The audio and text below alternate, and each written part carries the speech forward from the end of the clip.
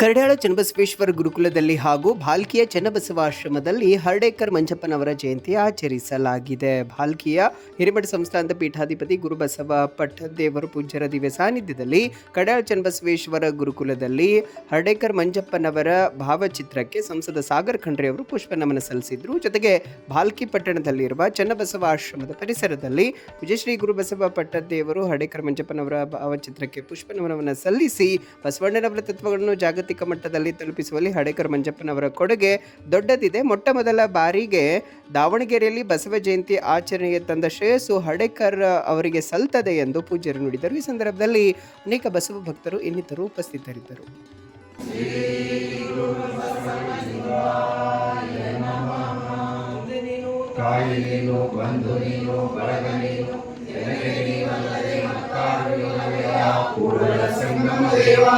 ಹಾಲಲ್ಲದ್ದು ನೀರಲ್ಲದ್ದು ನಿಮ್ಮ ಧರ್ಮ ಶರಣಸತಿ ಲಿಂಗಪತಿ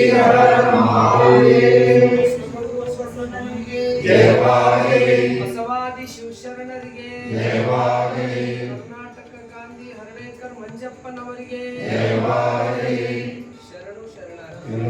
ಬಸವಣ್ಣನವರನ್ನ ಜಾಗತಿಕ ಮಟ್ಟ ಒಂದು ಅಂತಾರಾಷ್ಟ್ರ ಮಟ್ಟಿಗೆ ಹೆಸರು ಕೀರ್ತಿ ಅದು ಹೆಚ್ಚಿಸಿದವರೇ ಕರ್ನಾಟಕದ ಗಾಂಧಿ ಹರ್ಡೇಕರ್ ಮಂಜಪ್ಪ. ಅವರು ಜಯಂತಿನೂ ಇದೇ ಸಂದರ್ಭದಲ್ಲಿ ನಮಗೆ ದೊರಕಿದ್ದು ನಿಮ್ಮೆಲ್ಲರ ಸೌಭಾಗ್ಯ.